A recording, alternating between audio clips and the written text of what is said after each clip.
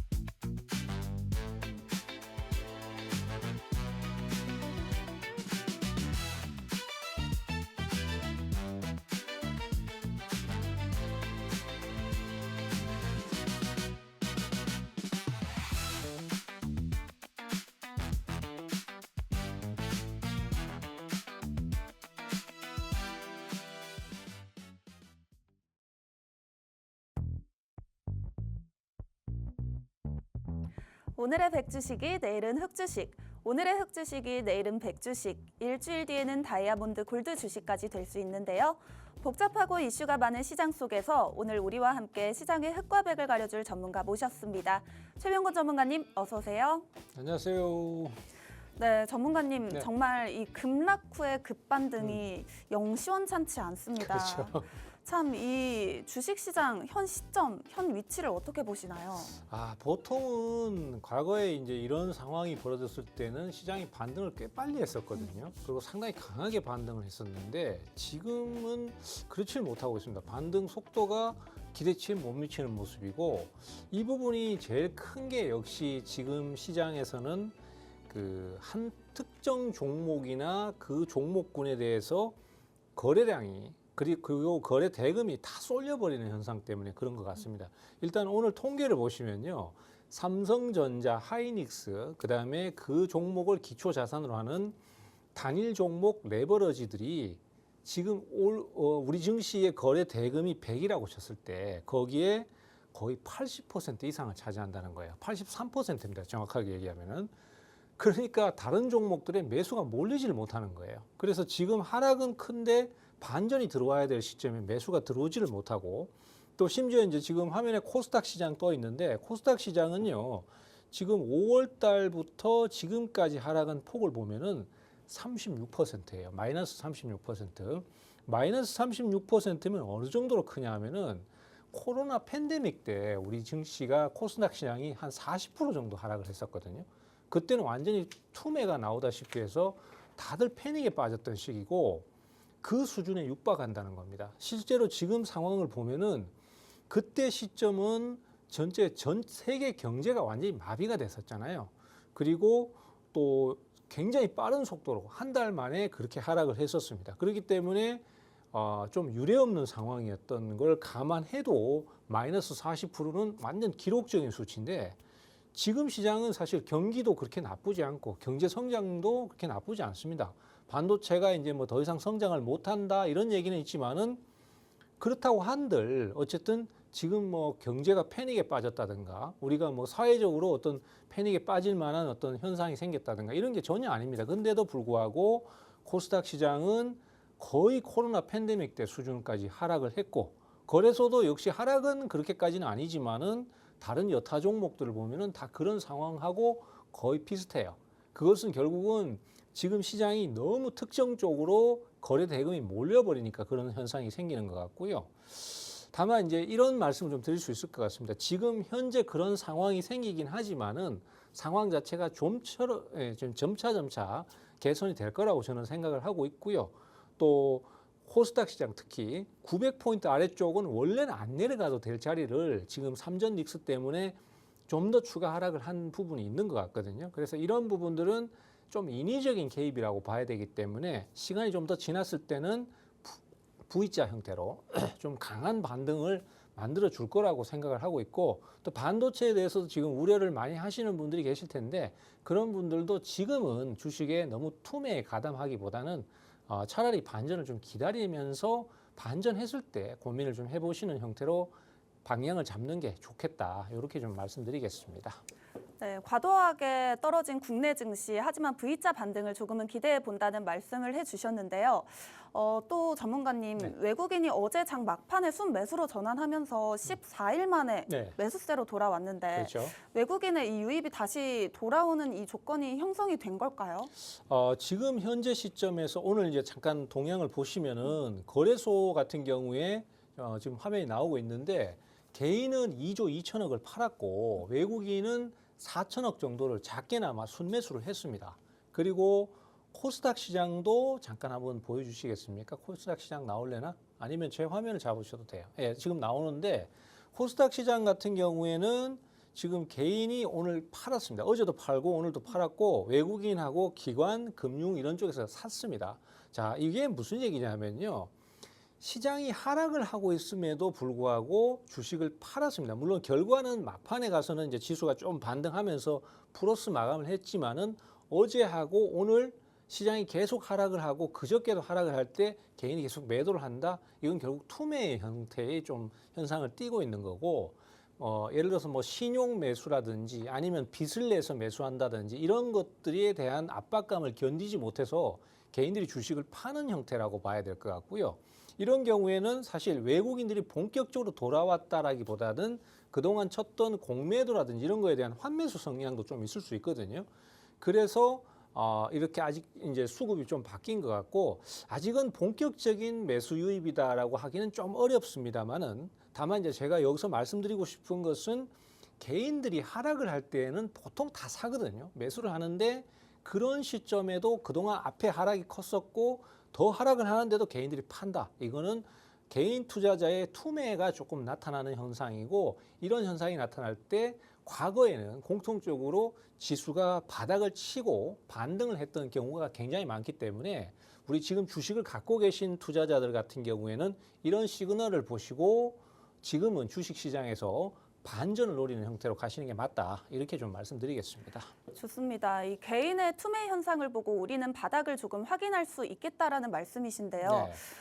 그렇다면 이렇게 반전, 우리는 지금 시장에서 사실 워낙 이 네. 반등도 너무 시원찮고요. 네. 이렇다 할 이벤트, 정말 자극적인 이벤트가 아니라면 크게 오르기 이제 힘든 상황인 것 네. 같은데 우리가 좀 눈여겨볼 만한 상승 모멘텀이 있을까요, 시장에서? 지금 현 시점에서의 가장 큰 상승 모멘텀은 일단 코스닥 시장 같은 경우에는 낙폭 과대라고 생각을 하고 있고요. 거래소 같은 경우에는 사실 지금 반도체 쪽에 수요가 줄지 않을까, 성장이 멈추지 않을까 이걸 제일 많이 걱정하시잖아요. 근데 그것도 물론 있긴 하지만은 그래도 지금 우리가 국가적으로 그 반도체를 더 육성하겠다 이런 식의 어떤 그 프로젝트 즉 호남권 클러스터에 대한 프로젝트를 굉장히 크게 얘기를 했지 않습니까? 이런 것들이 그나마 시장을 좀 받쳐주거나 종목들을 올려줄 수 있는 모멘텀이라고 생각을 하시고 아직까지는 반도체 쪽에 조금 더 포커스를 맞추면서 대응 가셔도 될 것 같다라는 말씀드립니다. 그렇다면 전문가님은 네. 이제 코스닥 쪽보단 반도체 쪽을 좀 눈여겨보자라는 말씀이실까요? 그런 것도 있고요. 네. 코스닥 시장도 지금은 너무 외면할 필요 없다고 생각합니다. 그 사실 코스닥 시장도 제가 앞서 말씀드렸던 것처럼 코로나 팬데믹 때 수준까지 급락을 했기 때문에 물론 코스닥 시장이 당장에 큰 모멘텀이 없다고 하더라도 말씀드렸던 대로 낙폭 과대도 굉장히 큰 모멘텀이라고 생각을 해요. 그래서 사실 증시가 이 정도로 단기간에 많은 폭락을 하고 하락률이 이만큼 큰 시기가 따지고 들면 많이 없거든요. 그럼 그걸 달리 얘기하자면 그것도 하나의 투자 기회가 될 수 있다는 의미가 됩니다. 그래서 코스닥 시장도 저는 충분히 지금은 낙폭 과대로 인한 메리트가 있다. 이렇게 말씀을 좀 드리고 싶네요. 네, 코스닥 시장에 대해서는 이 낙폭과대 자체가 상승 모멘텀이 될 수 있다고 말씀해 주셨습니다. 양 시장 모두 투자자분들 굉장히 고민이 많으실 텐데요. 흑백기친 내에서 전문가님이 이 역사적으로 주식 투자에 굉장히 경험이 많으시기 때문에 든든하게 투자 전략 세워드리고 있습니다. 놓치지 말고 받아가시면 되겠습니다. 네, 그렇다면 지금 시장에서도 좀 눈여겨볼 만한 종목이 있는지 3스타 레시피를 통해서 들여다보도록 하겠습니다. 네, 오직 오늘 주식시장에서 가장 이슈가 되었던 섹터와 그 섹터별 모멘텀, 그리고 종목들 중 향후 성공 투자 전략이 있는 전문가님만의 레시피 조합 어떤 것일지 한번 선택해 보도록 하겠습니다. 끝까지 보시면 지금 시장에서 전문가님이 가장 눈여겨봐야 할 최선호주가 추려지니까요. 집중해서 요리해 보도록 하겠습니다. 네, 제가 오늘 시장을 보고 제철 재료를 좀 담아봤는데요. 오늘의 재료가 되겠습니다. 바로 반도체, 호남권, 또 신규 원전 건설이 되겠는데요. 먼저 반도체를 두고 한번 얘기를 해볼까요? 그렇죠. 반도체를 뺄 수가 없죠. 네, 맞습니다. 반도체 쪽에서는 우리가 반도체를 주목해 봐야 한다라고 했지만 최근에 반도체마저 사실 배신을 그렇죠. 했잖아요. 상황이 우리는- 조금 안 좋은 부분은 있긴 한데 반도체 쪽이 또 아직까지는 여전히 그래도 저가 대기 매수도 많다라고 생각을 해요. 사실 우리 투자자들께서 제일 의문을 많이 가지셨던 게 삼성전자 2분기 실적이 89조 5천억의 영업이익이 나왔는데도 불구하고 왜 주가가 급락을 하냐 이렇게 해석을 많이 하시거든요. 근데 그게 이유가 뭐냐면은 금액이 중요한 게 아니에요. 그 금액 자체는 90조 원이라는 금액은 어마어마한 게 맞습니다. 근데 시장은 100조 원을 원했었거든요. 그 100조 원이라는 게 시장 컨센서스였고 그걸 초과 달성했을 때 성장을 한다라고 생각해서 주가가 계속 오르는 거지 이 금액 자체가 중요한 건 아니죠. 이게 내 주머니에 들어올 게 아닌데 100조 원인들 1000조 원인들 무슨 상관이냐 이렇게 해석을 해버리는 거죠. 그래서 삼성전자의 그 90조 원이라는 영업이익이 어마어마한 금액은 맞지만은 이것을 뛰어넘을 만큼 3분기에 계속해서 더 성장을 할 것이냐 이 부분은 조금 고민을 많이 하는 것 같습니다. 그렇지만은 그렇다고 하더라도 실적이 갑자기 엄청나게 떨어지거나 상황이 엄청나게 나빠지지는 않는단 말이죠. 그러면은 가격이 많이 하락했을 때 그러면 거기에서 다시 그만한 수익을 올려줄 수 있을 만한 업종이 뭐가 있을까라고 생각하면 역시 또 반도체거든요.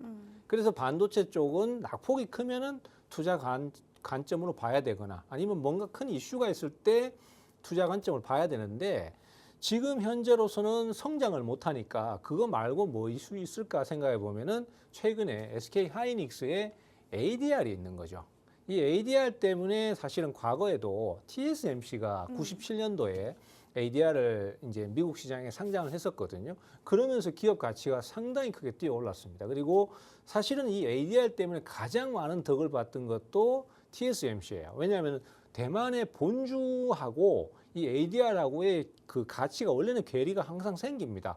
시장 프리미엄이라는 게 있으니까. 근데 그것이 과도하게 많이 생기더라는 거죠. 그래서 대만의 본주하고 ADR, 미국 시장의 ADR하고 가격 비교를 해보니까 최대 25%까지 차이가 나더라는 거죠. 그래서 그런 것들이 이 SK 하이닉스의 모멘텀을 불러일으켜 줄 수 있을 만한 요소가 됩니다. 그리고 어쨌든 SK 하이닉스는 ADR을 상장을 해서 그걸 가지고 43조 원이라는 자금을 끌어들였거든요. 그러면 그걸 가지고 또 재투자를 또 할 수도 있기 때문에 그런 것들이 반도체의 모멘텀이다.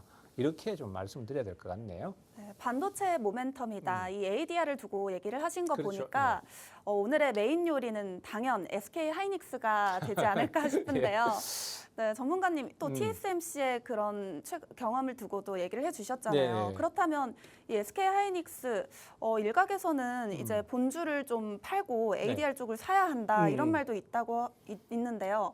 전문가님 또 말씀 들었을 때는 동시에 재평가될 가능성이 좀 높아 보이긴 해요. 사실 저는 이게 두 가지로 말씀 좀 드리고 싶어요. ADR을 이제 본주를 팔고 ADR을 사는 건 어떠냐? 그거는 저는 가능하다고 생각해요. 왜냐하면은 항상 보면은 TSMC 같은 케이스를 봤을 때도 그렇고 우리나라 증시보다는 미국 증시의 자금력이 훨씬 더 크고 거기에 공신력이 더 높거든요. 그러다 보니까 우리나라에서 자금을 집행하지 못하는 예를 들어서 우리나라는 지금 아직 MSCI 지수가 편입이 안 돼 있거든요. 그러면 외국계 큰 펀드들이 우리나라에 더 비중을 늘리고 싶어도 그런 규정 때문에 못 늘리는 상황인데 그 SK 하이닉스가 미국 시장에 상장이 되어 있다 그러면은 거기서는 적극적으로 늘릴 수 있단 말이죠. 그러면 여기에 프리미엄이 붙기 때문에 지금 우리 증시의 주식을 팔고 ADR을 사는 거 나쁘지 않다고 생각합니다. 다만 이런 게 있습니다. 그러면 반대로 ADR을 팔아가지고 거기서 공매도를 쳐서 여기서 사면은 그 차익만큼 먹겠네? 이 생각을 할 수 있거든요. 그리고 실제로 기관들도 그 대응을 많이 했었어요. 근데 그거는 안 됩니다. 왜냐하면은 과거 케이스를 보면은 ADR을 공매도 치면은 미국은 워낙 대기 매수세가 많으니까 더 올려버리는 상황이 생기더라고요. 거죠. 그러면 본주도 같이 따라 올라가기 때문에 원하는 수익을 얻지를 못합니다. 그래서 ADR을 사는 건 좋은데 하락 방향으로 베팅하는 건 좋지 않다. 이렇게 좀 정리를 해야 될 것 같아요. 좋습니다. 정리를 좀 해보자면 그렇다면 SK 하이닉스 본주 국내 증시에게도 호재가 될 거라는 말씀이신데요. 예. 네, 좋습니다. SK 하이닉스 더 자세한 대응 전략은 흑백 키친 내에서 도와드리고 있으니까요. 놓치지 말고 받아가 보시면 되겠습니다. 다음 제철 재료로 한번 요리를 해보도록 하겠습니다. 다음 제철 재료는 호남권이 되겠는데요. 이렇게 증시가 지지부진할 때 이런 약간 테마성, 네. 어떻게 보면 이런 것들로 이제 증시가 좀 움직인다고 볼 수 있는데 그렇죠. 어떤 모멘텀을 우리는 좀 바라봐야 할까요? 호남권은 사실 지금 이제 반도체밖에 없는데 반도체 단지를 만드는데 여기에 지금 관련 건설사들 뭐 광주 지역에 있는 관련 건설사들 이런 게 막 부차별로 오르고 있거든요. 근데 사실 그런 것들은 테마성이 맞겠고 그 나머지 우리가 실질적으로 투자에 대해서 고민을 해야 되는 거는 뭐가 있냐면은 호남권에다가 선정한 이유는 지난 시간에 제가 말씀드렸습니다. 거기에 신재생 에너지가 굉장히 많이 전력이 남아 돌고 있다. 그리고 그것을 활용해서 반도체 단지를 조성할 수 있다라는 얘기를 드렸는데 문제는 이 신재생 에너지가 풍력 같은 경우는 괜찮아요. 그나마 좀 나은데 태양광은 낮에만 발전이 되지 않습니까? 네. 근데 반도체 단지는 24시간 돌아가거든요. 그럼 낮에 발전을 하고 밤에는 제로가 돼버리면은 반도체 지역에 공급을 못 하는 거예요. 그래서 그런 문제가 발생할 수 있기 때문에 그 대안으로 얘기가 나오는 게 이제 신재생 에너지의 발전했다는 인증서를 사면서 거기에 있는 한빛 원전에서 전력을 공급받는 이런 식으로 지금 얘기를 할 수 있거든요. 그래서 거기에 따른 신재생 에너지나 아니면은 또 원전 쪽 이런 쪽에 투자를 좀 포커스를 맞추면은 좋을 것 같습니다. 그래서 오늘 킥소스는 그쪽에다가 포커스를 맞춰서 신재생 에너지 말씀 좀 드리도록 하겠습니다. 네, 좋습니다. 신재생 에너지 쪽, 현실적으로 투자를 하는 이 신재생 에너지 쪽을 한번 주목해 보자라고 말씀해 주셨는데요.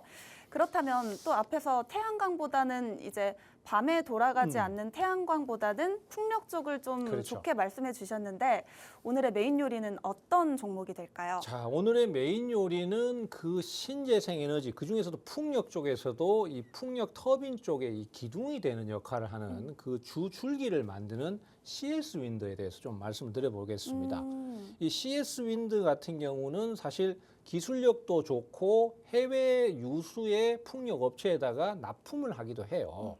그런데 그거 이외에도 지금 호남권에 아마 이 이제 풍력 단지가 더 늘어날 가능성이 높습니다. 왜 그러냐면 처음에는 원전을 가지고 이제 거기에서 전력을 공급받고 나머지 풍력 업체들이 생산한 그 인증서를 사들이는 형식으로 아리백을 달성해 나갈 거거든요. 근데 종래에는 결국은 풍력이나 이런 에너지를 완전히 활성화시켜서 거기서 공급을 받아야 돼요. TSMC가 지금 대표적인 케이스인데 TSMC는 완전히 아리백을 달성을 하고 있거든요.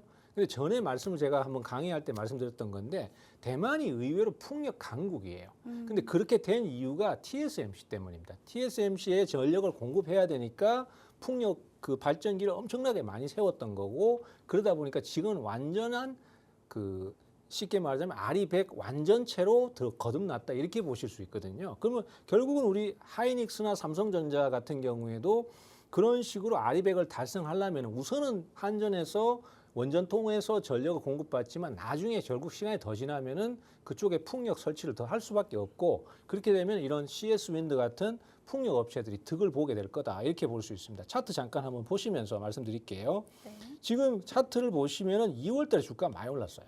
근데 시장이 지금 힘이 많이 빠지니까 그리고 코스닥 시장이 많이 내려오니까 얘네들도 주가가 많이 내려와 버렸어요. 그래서 어디까지 내려왔냐면은 원래 오르기 전 수준까지 여기까지 내려왔어요. 그러면 여기는 가격적으로 상당히 메리트가 있습니다. 그래서 단기간에 바로 주가가 오를 수는 없겠지만은 지금 시기에서 봤을 때는 이 정도 가격대는 상당히 메리트가 있지 않나. 그래서 호남권 클러스터하고 연계시키면은 좋은 투자 대상이 될 것 같다. 이렇게 좀 정리하겠습니다.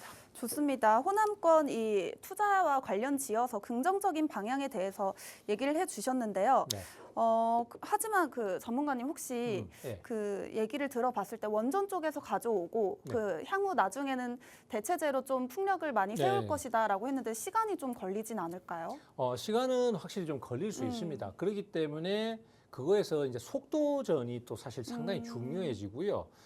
우리가 원전을 이제 충분히 전력을 공급한다고 하더라도 이 속도를 빨리 내야 되는 가장 큰 이유가 빅테크 기업들, 그러니까 구글이라든지 MS라든지 엔비디아 같은 이런 삼성이나 하이닉스의 납품을 받는 기업들이 계속해서 RE100을 계속해서 강조를 하고 있어요.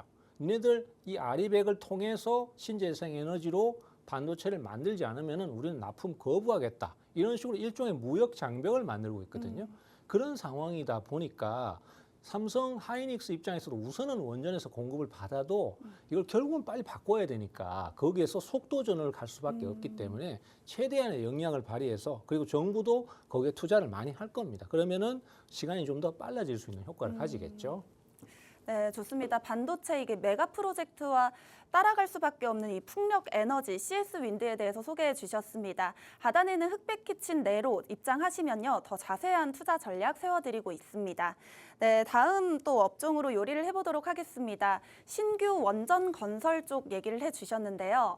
어떤 모멘텀을 가지고 우리가 또 봐야 할까요? 자, 이것도 이제 결국 호남권하고 연결될 수밖에 없는 얘기인데 지금 한빛 원전이 1호기부터 6호기까지가 있습니다. 그런데 1호기는 이미 폐쇄가 됐어요. 그리고 2호기도 2026년 9월 되면 폐쇄가 돼요. 그러면 이제 3호기에서 6호기까지로 우선은 반도체 산단에다가 공급을 해야 되는데 얘네들도 사실은 2030년 되면은 단계적으로 폐쇄를 해줘야 돼요. 그러면은 그것들을 수리하고 보수하고 점검을 해서 수명을 늘린다고 하더라도 결국 완전한 공급을 하려면은 신규 원전을 또 우선 급하더라도 건설을 할 수밖에 없는 상황입니다. 그렇게 되면은 신규 원전 건설에 대한 모멘텀이 생기기 때문에 기업으로서는 일거리가 또 새로 생기는 게 되겠죠. 그리고 이제 그렇게 원전을 또 건설하려면 아니 요새 같은 이런 신재생 에너지나 환경을 중요하는 시점에 무슨 또 신규 원전을 또 짓냐고 이런 얘기가 또 나올 수 있습니다. 그래서 이제 대안으로 얘기가 나오는 게 SMR, 이제 소형 모듈화 원전이겠죠. 그래서 그 부분에 대해서 이제 얘기가 좀 나오는 상태고, 그래서 일단은 호남권의 그런 부분 때문에 킥소스로 원전 건설, 신규 원전 건설이 생긴다. 이렇게 보시면 될 것 같아요. 네, 또 마찬가지로 호남 이 프로젝트 관련해서 원전 건설 쪽 얘기를 해주셨는데 그렇다면 우리가 어떤 종목을 좀 눈여겨봐야 할까요? SMR이라든지 뭐 신규 원전에 대한 건설이라든지 두 개가 어떻게 되든 간에 어떤 결정이 나든 간에 제일 많이 혜택을 볼 수 있는 게 역시 두산 에너빌리티가 되겠습니다. 두산 에너빌리티도 역시 뭐 차트상으로 아까 보셨던 CS의 윈드하고 비슷한 상황인데요. 보시면은 주가가 이제 올 초부터 상승이 조금씩 나오기 시작해서 계속 좀 꾸준히 올랐는데 이번에 시장 하락 때문에 다시 여기까지 내려와 버렸습니다. 그래서 가격은 예전 작년 연말 수준까지 내려와 있고 가격 메리트도 꽤 있는 상태에다가 새로운 원전 건설에 대한 기대 심리가 더해진다면은 재상승을 한번 기대해 볼 수 있는 시점이고요. 지금 이 시점은 바로 사자마자 주가가 오를 수 있는 타이밍은 아닙니다. 하지만은 많이 내려와 있기 때문에 타이밍으로 천천히 투자를 해 가신다면은 좋은 가격대를 잡을 수 있지 않나 이렇게 보고 있는 시점입니다. 주가가 이미 많이 내려온 두산 에너빌리티 지금 한 번에 담아가기보다는 좋은 타이밍을 잡는 게 가장 중요할 것 같은데요. 흑백 키친 내에서 진입 타점 알려드리고 있으니까요. 놓치지 말고 받아가 보시면 되겠습니다. 네, 다음으로 이제 마지막 디저트 종목을 한번 확인해 볼 텐데요. 오늘의 흑백 블라인드 디저트 종목 확인해 보도록 하겠습니다. 네, 여기서 백주식은 우리가 공략하거나 보유할 수 있는 종목, 또 흑주식은 공략해서는 안 되거나 보유자분들은 매도를 고려해야 할 종목으로 생각하시면 되는데요. 특징주들 차트를 보여드릴 텐데 전문가님이 단순히 기술적 움직임으로만 차트를 분석하시고 최종 판단을 해주실 예정입니다. 네, 참고로 최병건 전문가님과는 전혀 협의가 없었습니다. 첫 번째 종목 차트 보시죠. 네, 이 종목은요. 저런 차들이 진짜 많아요. 네, 그래서 너무 사실 예, 방송에서 야 니네들 짜고 하는 거 아니냐 이렇게 얘기하실 수 있는데 진짜 안 짰습니다. 정말 어려운 코너예요. 허탈한 웃음이 보이십니다. 지금 저런 차트가 진짜 비슷한 게 많거든요. 네, 그래서 힌트가들. 네, 키워드 네. 힌트 한번 좀 줘보시겠습니까? 네, 좋습니다. 자회사 지분 가치 재평가 기대감이 키워드가 되겠습니다. 자회사 지분 가치면은 뭐 삼성생명도 있을 것이고 삼성물산도 있을 것이고 SK스퀘어도 있는데 네. 오. 저는 SK스퀘어에 한 표를 좀 두고 싶은데 오늘 몇 퍼센트 올랐죠, 저 종목이? 현재 지금 6%대 상승하고 있습니다. 어렵네요. 그것도 또 상승도 높은 것도 아니고 글쎄요. 지금 자회사 평가를 따진다면은 제일 큰 거는 역시 SK 하이닉스 때문에 올라갔던 SK 스퀘어 아닐까요? 사실 저도 지금 긴가민가 합니다만은 SK 스퀘어 아닐까 싶은데 한번 네. 볼까요? SK 스퀘어 정답입니다. 맞아요? 네, 당장 또 내일로 다가왔잖아요. 네. SK 하이닉스 ADR 이제 상장 앞두고 기대감이 함께 오늘 상승을 보였는데 어떻게 보실까요, 전문가님? 판단 먼저 내려주시죠. 일단은 지금 현 시점에서는 저는 우선은 영혼 100 드리고 싶습니다. 일단은 주가가 많이 내려왔어요. 사실 그동안 초과적으로 좀 많이 올랐거든요. 과하게 오르다 보니까 저도 저 타이밍 이제 오르기 전에 5월 말 그 시점에 저 종목을 소개를 드리고 추천을 드린 적이 있었어요. 근데 그때 당시에도 매수를 하면서도 야, 이게 내가 지금 매수하는 게 맞나? 왜냐하면 주가가 너무 많이 올랐거든요, 그때도.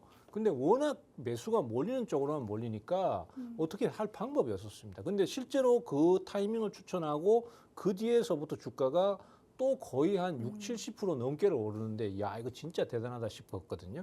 근데 그때 당시에 상승은 좀 과하게 매수가 들어온 거고 지금 수준에서는 그 부분이 좀 빠진 거라고 생각이 돼요. 그러면은 지금 이 위치가 너무 많이 떨어졌다 이게 아니라 원래 수준까지 다시 왔다. 그렇기 때문에 원래 여기서부터 새로 출발인데 ADR 때문에 또 사실 반등 포인트를 좀 잡을 수도 있지 않나 이렇게 봐서 지금은 타이밍이 괜찮고 또 상승을 한번 기대해 봐도 될 것 같다. 이렇게 해서 저는 100 의견 드리도록 하겠습니다. 좋습니다. SK 스퀘어 100주식 판단 내려주셨고요. 흑백 키친 내에서 더 자세한 투자 전략 세워드리고 있습니다. 받아가 보시면 되겠습니다.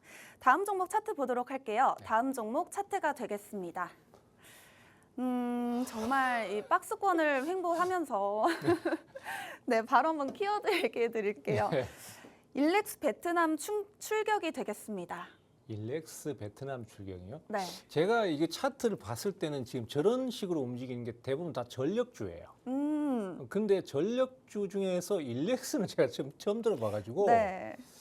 베트남 출격. 그럼 이것도 오늘 몇 프로 올랐을까요? 오늘 4%대 강세입니다. 4%대요. 네. 일렉스 전력주는 맞나요? 네, 전력주 맞아요? 맞습니다. 네. 그 하여튼 저 흐름은 거의 차트 모습이 저기는 대부분 다 전력주예요. 그러면은 제가 봤을 때 저거는 LS 일렉 아니면은 효성중공업 그 둘 중에 하나거든요. 네. 근데 4%로 올랐다고 하니까 지금 찾아보고 계시는 네, 거예요? 찾고 있어요. 글쎄요. 하나만 한번 찝어주시죠. 제가 워낙 많이 추천했던 LS 일렉트릭을 한번 가볼게요. LS 일렉트릭 정답입니다. 맞아요? 네. 너무 잘 맞추시는데요, 전문가님. 우리가 이제 이렇게 얘기하면은 짠 줄 알았는데 사실 진짜 짠 게 아닙니다. 저는 저 차트 보면 당황스러워요. 비슷한 게 워낙 많으니까. 네, 하여튼 다행이네요. 네.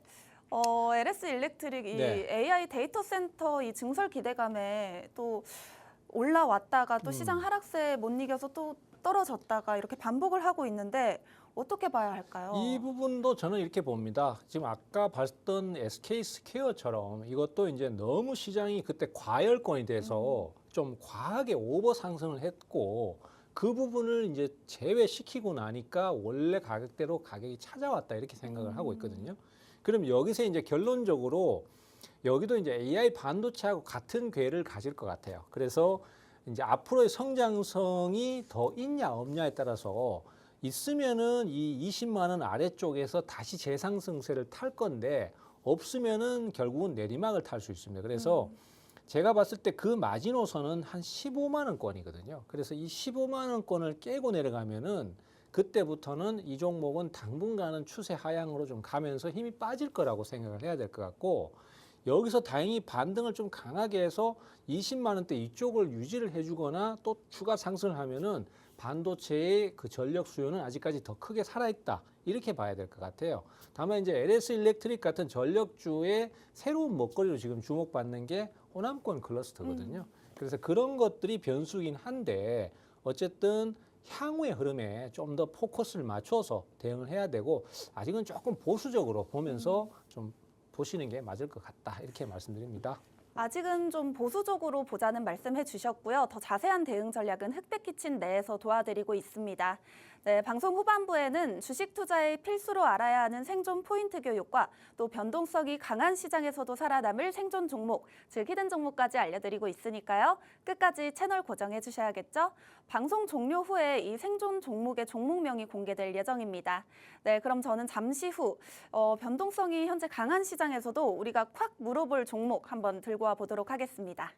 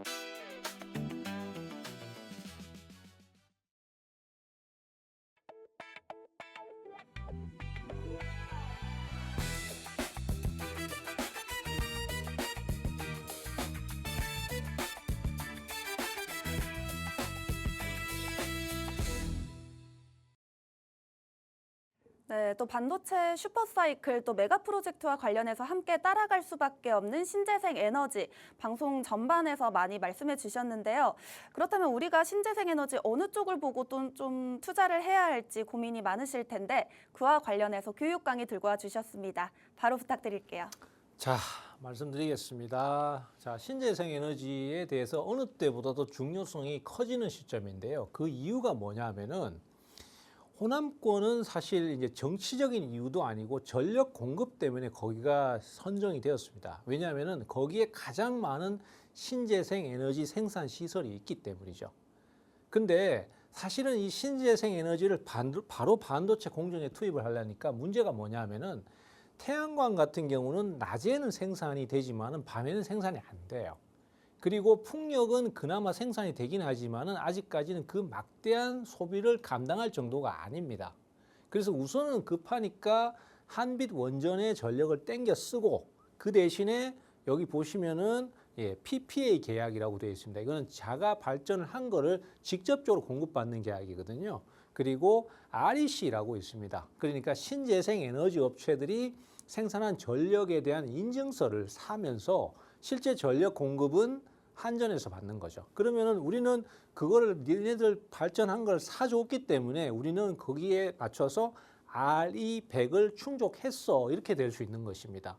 근데 종래에는요, 이것이 임시적인 처방이기 때문에 결국은 TSMC처럼 완전한 RE100을 달성하려면은 외국의 트렌드도 그렇거든요. 외국 같은 경우에도 실제로는 그 풍력을 완전히 채우는 쪽으로 얘기를 많이 하고 있습니다. 그래서 결론적으로는 그쪽에 투자가 더 늘어날 수밖에 없고 더 커질 수밖에 없다라는 얘기입니다. 그리고 이 RE100을 달성하지 못하면은 우리나라도 결국은 지금 중국과 같은 입장이 될 수밖에 없기 때문에 반드시 이 RE100을 달성을 해야 되고요.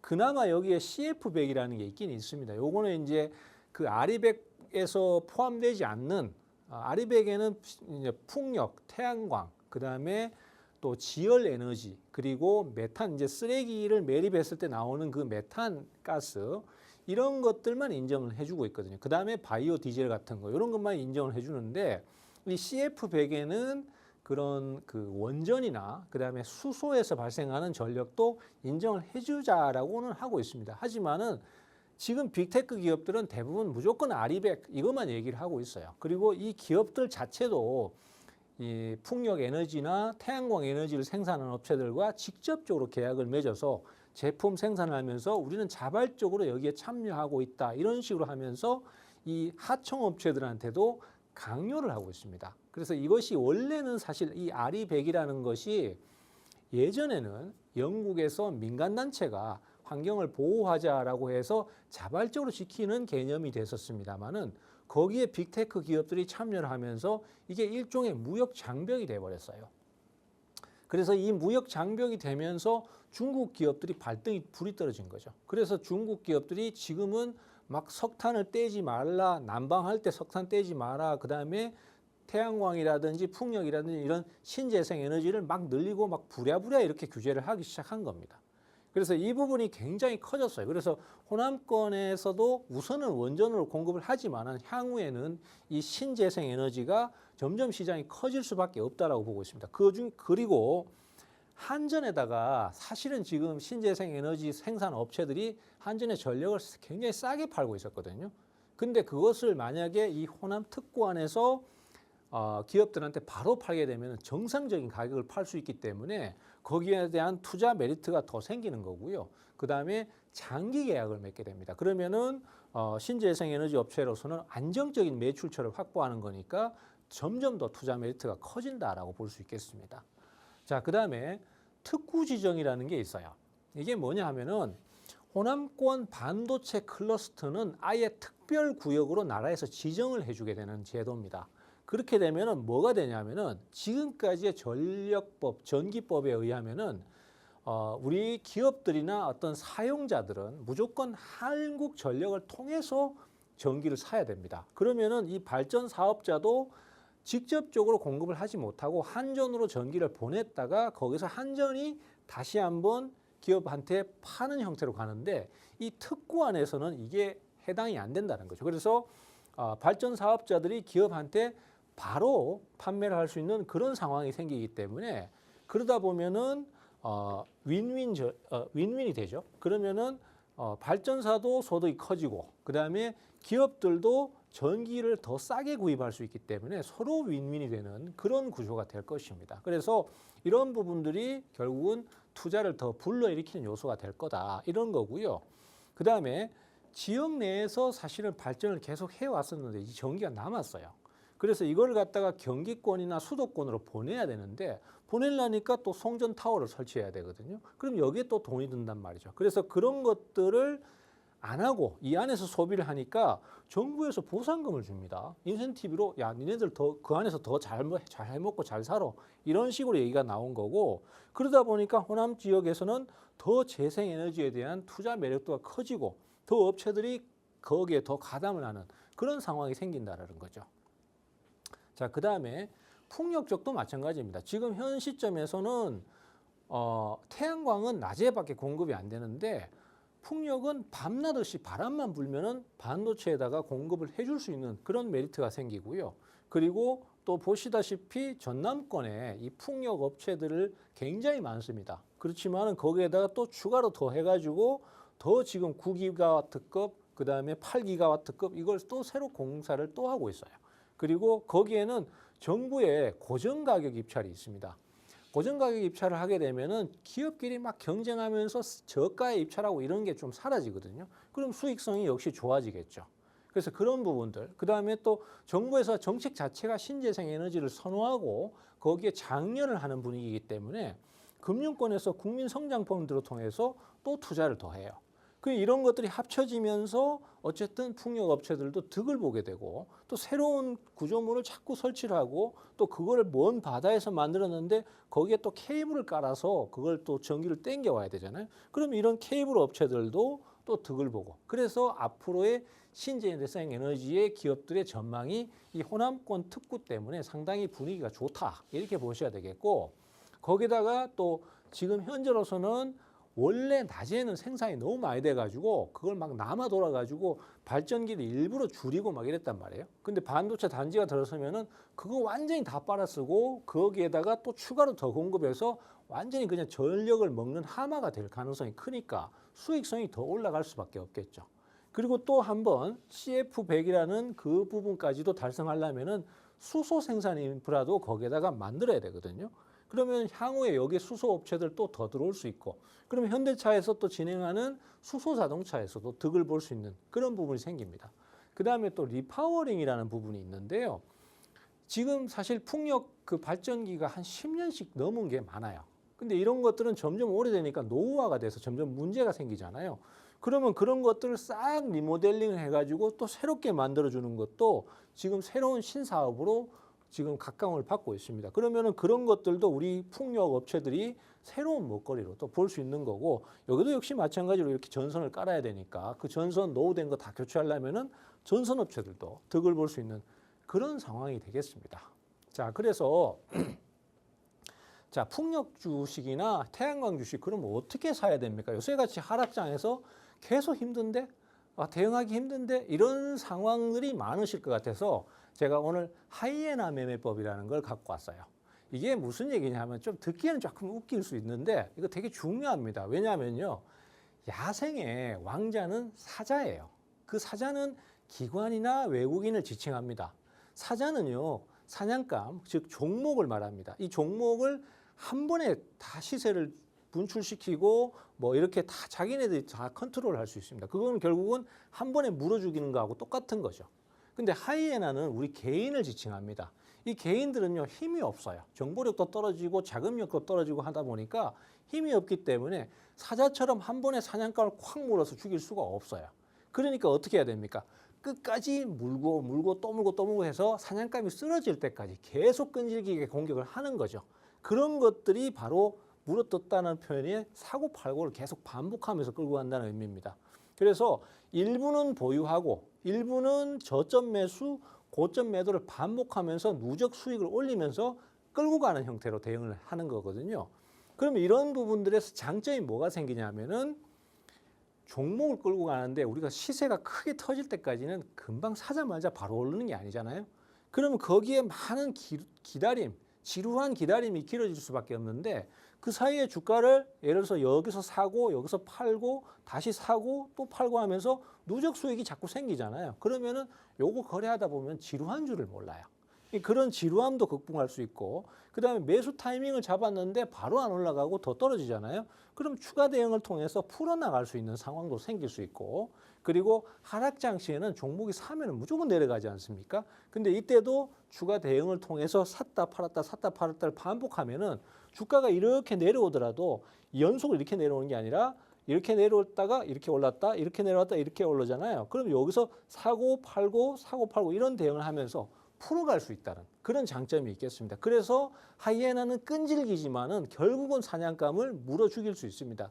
그걸 갖다가 제가 여기 그림에서 표시를 해봤는데 종목이 시세 분출이 여기서 나요. 근데 이 시세 분출이 나기까지 시간이 상당히 많이 필요하거든요. 그러면 그걸 끌고 오는데 힘든데 그때 여기서 사고 여기서 일부를 팔고 나머지 또 가져가면서 또 내려오면 또 사고 또 올라가면 또 팔고 또 내려오면 또 사고 이러면서 계속 누적 수익을 증가시킨단 말이죠. 그러다가 결국은 시세가 빵 분출이 되면은 여기서 이제 말하자면 사냥감이 쓰러지는 거죠. 이렇게 쓰러지면은 완전히 시세 분출이 터진다. 이런 개념을 의미합니다. 자, 그림을 한번 제가 만들어 봤습니다. 보시면은 사자는 이렇게 사냥감을 한 번에 콱 물어 죽일 수 있어요. 근데 우리는 그게 안 되잖아요. 그래서 여기 지금 누 같은 이런 사냥감이 있는데 얘를 계속 물었다 놨다 하는 거예요. 저점 매수, 고점 매도 반복하면서 이렇게 대응하면은 결국은 얘가 시세를 한번 터뜨리면서 사냥감이 쓰러진다는 그런 의미가 되겠습니다. 그래서 오늘 말씀드릴 종목도 그러한 매매 방법을 적용해서 대응하는 신재생 에너지고요. 뭐 종목에 대한 내용은 요건 제가 시간 관계상 지금 말씀을 못 드릴 것 같은데 오늘 저녁에 무료 커뮤니티 방에서 자세하게 말씀드리도록 하겠습니다. 네, 요즘과 같이 어지러운 변동성을 수반하는 시장에서 정말 유용할 것 같은 이 하이에나 매매법인데요. 이 매매법을 활용한 오늘의 생존 종목까지 소개해 주셨습니다. 흑백기친 내에서 종목명과 투자 전략까지 드리고 있으니까요. 받아가 보시면 되겠습니다. 네, 저희가 준비한 내용은 여기까지입니다. 본 방송에서 드리는 투자 정보는 상승과 하락을 보장하지 않습니다. 시청해 주신 여러분 고맙습니다.